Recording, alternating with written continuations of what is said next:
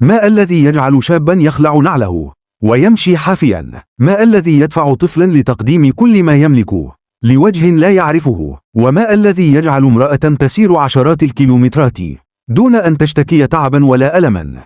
هنا تمشي الأقدام وتتسابق القلوب وتروى الطرقات بالدموع والعرق، وكل خطوة تكتب في كتاب العشق باسم الحسين عليه السلام من النجف إلى كربلاء.